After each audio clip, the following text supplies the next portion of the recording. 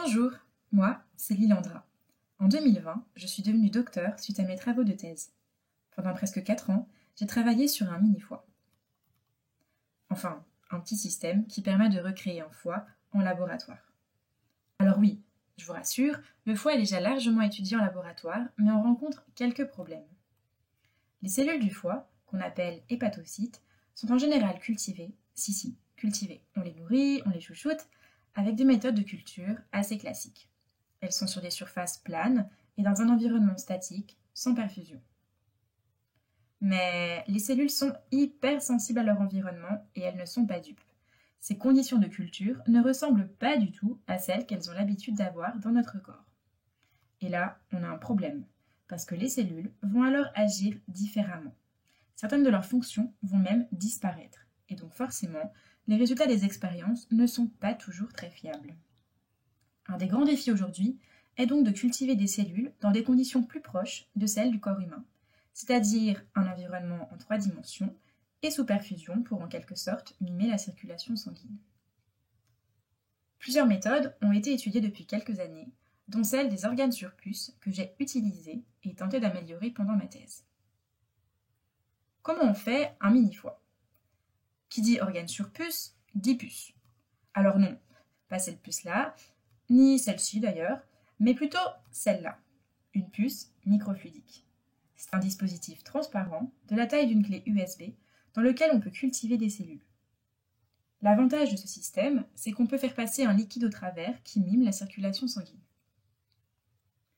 L'aspect perfusion, c'est OK. Pour la partie 3 dimensions, j'ai ajouté à cette puce microfluidique un matériau. Il devait être non toxique pour les cellules, c'est-à-dire biocompatible, avec des trous pour laisser passer la circulation, et si possible, avoir une rigidité proche de celle du foie. Pour répondre à tous ces critères, j'ai utilisé de l'alginate. C'est un composé naturel qui vient de l'algue, donc biocompatible, et j'en ai fait un gel poreux. Si on regarde de plus près, ça ressemble à ça. Un peu comme une éponge, si vous voulez. Ce gel a donc été intégré dans la puce, et on a cultivé des hépatocytes dans un environnement à la fois en perfusion et en 3 dimensions. Alors comme ça paraît assez simple. Mais pendant 4 ans, j'en ai fait du chemin. J'ai testé différents designs de puces microfluidiques, optimisé les paramètres du gel d'alginate, plus ou moins de trous, plus ou moins rigides. J'ai aussi caractérisé les cellules en les observant ou en mesurant leurs fonctions. Parce que oui, développer un nouveau dispositif, c'est bien, mais il faut aussi pouvoir l'évaluer. C'est très bien, mais concrètement, ça sert à quoi un mini-foie ? Le but, c'est d'avoir comme un vrai foie, mis en laboratoire, ce qu'on appelle des modèles in vitro, qui soient le plus fiables possible, pour étudier de manière encore plus précise le foie, mais aussi tester des substances. On étudie comment le foie va réagir, comment il va les transformer, et ça, ce sont des questions très importantes pour l'industrie pharmaceutique dans le développement de nouveaux médicaments, et donc pour notre société. Mes travaux de recherche ont été valorisés dans 2 publications scientifiques ainsi que dans plusieurs congrès. Ils ouvrent la voie à une nouvelle méthode de culture de cellules, que ce soit pour le foie ou d'autres organes. Après ma thèse, j'ai souhaité m'éloigner un peu des expériences et je me suis tournée vers la valorisation de la recherche. Je travaille à l'Université de Lille à la direction de la valorisation.